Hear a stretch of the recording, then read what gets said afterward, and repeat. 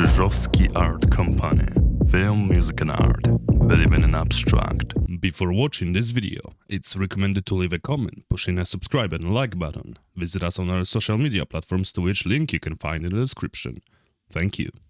Breaking Bad is undoubtedly one of the greatest TV series in history.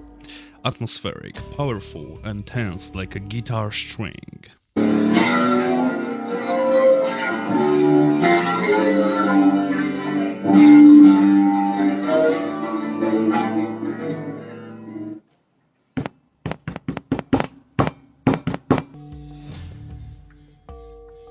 It tells the story of a chemistry teacher who, upon learning that he doesn't have much time left due to developing lung cancer, decides to dive head into the criminal world to earn as much money as possible for his family before he eventually dies. Helping him with all this is his former student, Jesse Pinkman, whom he happens to notice during the DA raid. Jesse has been dealing with meth for a while, and Hank Schrader, a DA agent, is on his trail. Walter, witnessing the entire action, decides to team up with Jesse. After all, as he claims, Jesse knows the streets and the drug business better than anyone else in his circle.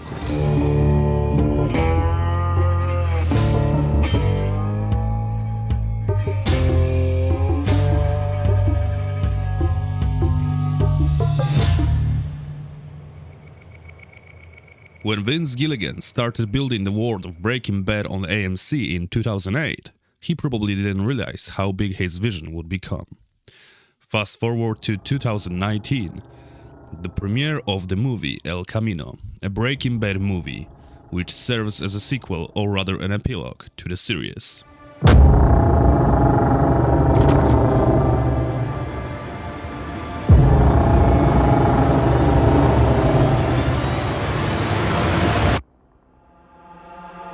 The film shows us Jesse Pinkman's further journey. Before watching it, I rewatched all of Gilligan's productions because I wanted to fully relive the experience. To once again feel that dirt, decay and tension. And to see what kind of emotions this series would bring me this time. And well, Breaking Bad simply rocks. I cannot stretch that enough. How good this series is. The rewatch pulled me in so much that I ended up binge-watching episode after episode until 3 AM. Something that hasn't happened to me in a long time. The world of Breaking Bad is brutal and realistic, even today in an era of entertainment abundance, where we receive series from countless studios. This show still feels razor sharp in comparison. This story is like reading an excellent novel.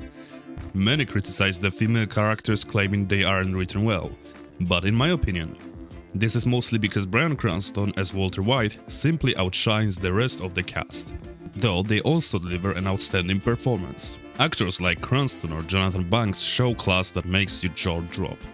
Breaking Bad will be 20 years old in 2 years. It's a true dinosaur, and without it, the landscape of TV series would look completely different. Back in the day, TV shows rarely crossed certain narrative lines. For example, Mulder and Scully from The X-Files were always FBI agents, no matter what happened. Television was written that way. But Gilligan proved that taking risks and being bold can pay off.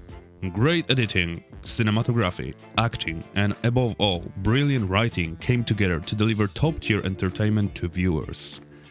Breaking Bad became, in a way, a social experiment, testing whether audience can still empathize with a protagonist who undergoes such a radical moral transformation. I don't think we're alike at all, Mr. White. It's one of the series I had to fully watch twice to grasp the full message of it. And if it weren't for the X-Files, Breaking Bad would never have existed in the form we know today. The very first episode shot of season 6 of the X-Files was an episode called Drive, and I wrote it. But this first episode, Drive, and we need a really good actor. And luckily, we're here in Los Angeles. There's a lot of really good actors in Los Angeles. So we're auditioning folks. And we get some real good actors who can play the emotional stuff. And who can be mean and nasty and scary, which this guy needs to be. But every actor who came in was kind of lacking something, and it took me a while to figure out, me and the other producers a while to figure out what it was, and it was like, you got to like this guy. You got to sympathize with this. Not like him. You don't need to like him. But you need to nonetheless sympathize and feel empathy and sorrow for him at the end of the hour. How are you going to pull this off with a guy who's just a creep, who's accused, saying Mulder, what is that, a Jew name? So he's like a bastard, this guy, and yet you kind of got to sympathize with him. We never saw an actor who could pull that off until, and I was getting nervous because the day was fast approaching. We needed to start shooting. And all of a sudden, one day, Rick Milliken, our casting director, brings in Bryan Cranston, who I'd never heard of. This was about a year and a half before Malcolm in the Middle went on the air. It was before Malcolm in the Middle. And Bryan comes in, and he just nails it. He's like, as soon as he's done, as soon as he walks out, we're shaking his hand, and I looked at the other guys and said, OTW, which off to wardrobe. It's what you say when you essentially, like, that was the guy, let's stop looking now. Let's just sign him up. He was fantastic. He had everything we needed. Unsurprisingly, the success of Breaking Bad led Gilligan to expand this universe even further.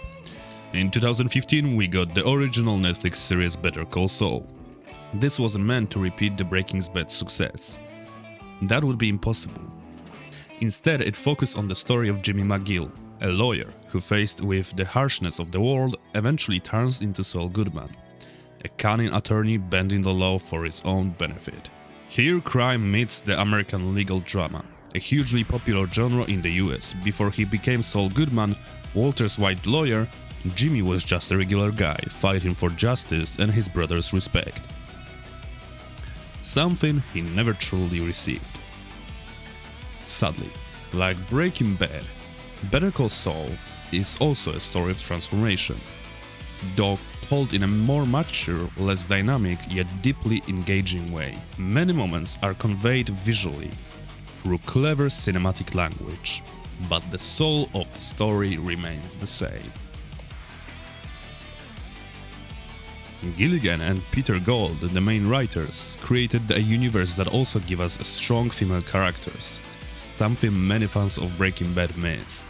Kim Wexler, for instance, is brilliantly portrayed by Rhea Seehorn. She's smart, determined, and compelling young gal. And of course, Saul Goodman himself, played by Bob Odenkirk, is phenomenal. Mike Ehrmantraut, portrayed by Jonathan Banks, once again steals the show. And let's not forget Chuck, Saul's brother, with his electromagnetic hypersensitivity, a fascinating and tragic character. If you haven't seen Better Call Saul yet, I highly recommend it, especially due to its phenomenal ending, which resembles a tale of Saint Paul from a Bible.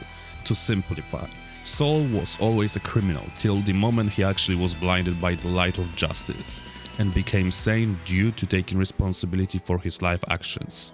It simply puts an end to the incredible story written and pictured by these talented artists. One of the best endings in the television history, if you ask me. But before that happened, we received at the end of the decade in 2019 the release of El Camino. I was really excited for this film, hoping it would prove itself worthy of its legacy of Breaking Bad. I truly believed it would be like a black stallion bursting out of the garage, headlights lighting up the road ahead for the franchise. And what did we get in the end? First, I personally believe the film was needed. We experienced Walter's White transformation into a ruthless drug lord, treating everyone like chess pieces in his game. Jesse was at the center of it all, enduring unimaginable pain. So, naturally, I was curious, what would he do next? Would he rebuild family ties, live as a hermit, a carpenter, in some desolate place? Or hit the open road? El Camino turned out to be exactly that, a road movie. We travel from point A to point B. The road is bumpy, full of turns and obstacles, but it's focused. 2-hour story that doesn't change the original ending. And honestly, even without watching it, we already knew Jesse's fate. Don't get me wrong, El Camino isn't a bad film at all. It's well shot, well written, and shows Jesse accepting his past and deciding to forge his own nature. Aaron Paul is excellent, showing how much he's grown as an actor under Bryan Cranston's mentorship. That said, I expected more references to Better Call Saul, but El Camino chooses to focus solely on Jesse's story. Maybe that's better. It's a beautiful epilogue, a kind of a gift from Gilligan to the fans, even if I personally hoped for a little more. If you're a fan of Breaking Bad, this is a must-watch. If not, it's better to start with the series first, otherwise you'll miss a lot of depth. And that would be all. I could go much more into details, however, it's best to see the Breaking Bad universe for yourself and make your own opinion about this subject, because it's really a must-watch for any television and film fans. If you've seen it already, let me know down below what you think about Breaking Bad legacy and the whole universe as it is. Would you see more sequels of it, or would you rather not?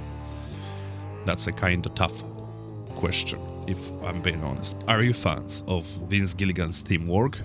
If the answer is yes, I recommend listening to Behind the Scenes podcasts. They'll let you get to know Vince Gilligan as an artist and craftsman who gave the world something truly special. Thank you for listening. Thank you for tuning in. Peace.